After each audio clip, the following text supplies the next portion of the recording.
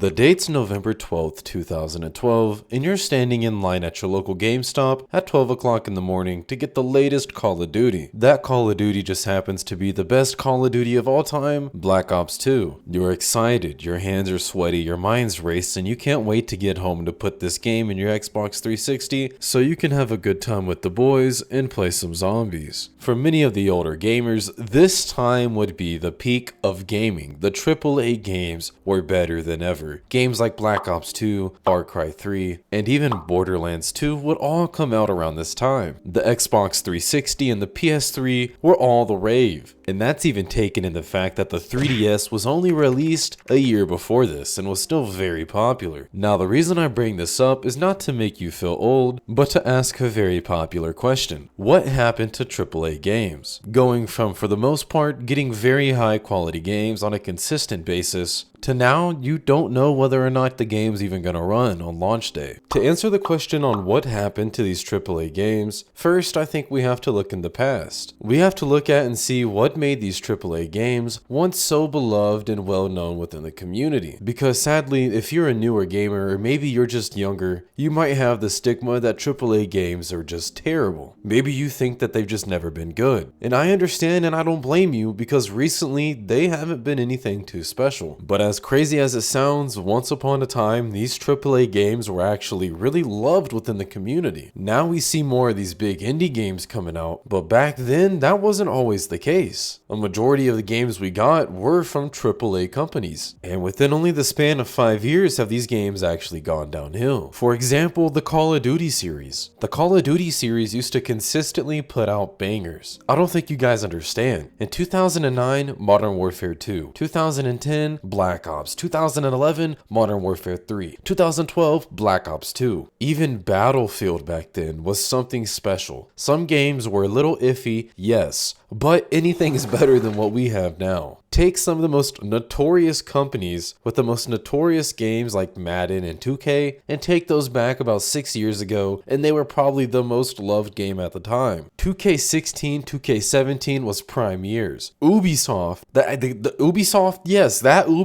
was putting out games like Assassin's Creed Black Flag. I don't know what Skull and Bones is, but it is not the game that I love. It is nowhere close to a game that I'd pay $70 for. What I'm trying to say is that these AAA games and these companies behind them weren't always frowned upon. They weren't always putting out these half-baked games that just launch full of bugs and glitches that might be playable 6 months down the line. Once upon a time in a fairy tale, gamers like us were being spoiled. Almost every game being released by these big companies would be just an absolute banger. And it's sad to see what has happened today with the games that we get. Not every game that we'd get back then would be a certified hit, but at least I know that the game would run and it would have its audience. That's the difference between games now and games back then. Games now won't even run. Games then, you might not like them, but you can still understand and respect what they tried to do. It's so sad now that we've gotten so used to these half-baked games and so numb, and it just shouldn't be that way. Put it in perspective. Imagine you go to a car dealership, you buy a brand new vehicle, and you start pulling it off the lot. You start hearing it huffing and puffing, it's leaking, it's barely working, it's stopping in the middle of the road, but your co-passenger, he's like, no man, you got to give it a couple months and then it'll start working. But I just paid full price for it, why would I not want it to work? It's the same way with these video games. If you're buying a $70 game, why is the game not being able to run for the first 2 months of its lifespan? But I digress. Now you know that AAA games once upon a time were very good. I wouldn't mind forking over $60, which to me is still a lot of money, but I know that I'd be getting a good game in return. So that brings up the question, what happened to these AAA games? Well, to put it bluntly, it's greed. These companies got greedy. Gaming since then has blown up so much. We didn't used to have these $1 million tournaments on the regular. More people than ever are playing video games, which means there's more money to be made in the gaming industry than there ever was in the history before. And sadly, a lot of these big companies just take advantage of it. And maybe it's not the people directly working on the game. I understand that they have higher ups too. And a lot of these new higher up people, they don't know much about the game, but they know that it can get their pockets full, so they'll take every shortcut, every little cheat they can do. Amongst these bad, unfinished, or just straight lazy games, you will see a lot of microtransactions. Stuff like skins or battle passes, you see them all the time in these video games. And it's just another way to make money. And if all these extra microtransactions with these battle passes wasn't bad enough, on certain occasions some games are just straight up pay to win. You see this a lot when it comes to the sports titles like 2K and Madden, but if you look hard enough, this is in a lot of other games too, not just the sports games. Blizzard finally got the notice people don't like this, and they reverted their changes on Overwatch 2 to where you don't have to pay to get the new person. You don't gotta buy the battle pass. But I'm not gonna give them props for doing something that should have been done from the get-go, from day one. And honestly, I don't mind some microtransactions here and there if it's done right. You see a lot of microtransactions in these free games like League of Legends whenever you can buy a skin, but it's free. I don't have to pay $70 for a new game and then a battle pass on top of that and then an extra $35 to get one gun skin. I'm not made of dough. What I can give a lot of these companies props for is when they do release DLC, they don't make you pay for it anymore. Back in the day with the old Call of Duty, you'd have to pay for certain map packs or you just couldn't play the map. But recently they've gotten rid of that. But what I've noticed is also the quality of the maps have gone down. So I don't know if it's a double-edged sword or if it's just laziness on their part. And the other big factor on why I think these games are just getting worse kind of boils down to the people buying them. Now I know this part might be a little controversial because these companies are still at the blame. They should definitely be held accountable for these terrible games that they're making. But when the consumers are buying the latest game that they release every year and they're dumping their whole paycheck into buying all the cosmetics or all the level ups, why should they switch it up? You're not part of the solution, you're part of the problem. If you're giving them all your money and the games are getting worse and worse and you're just complaining about it online, but you still buy the next game, then you're not helping anything. Honestly, you're making it worse because they're not going to want to switch it up if they're still making a lot of money off you. I see this a lot within the communities of like Call of Duty and 2K. The community will complain a lot and they're very angry and they're saying that this is probably the worst game that's came out so far. But then they'll turn around and drop $120 on a skin bundle and even buy the next battle pass. So now you still don't like the game, but at least you can run around as Nicki Minaj in Warzone. Sometimes I just don't understand it. So while yeah, the community sometimes doesn't help it, it's not 100% their fault. The majority of the fault definitely lies on the publishers and the developers of the game. There's not a lot of basketball video games out there.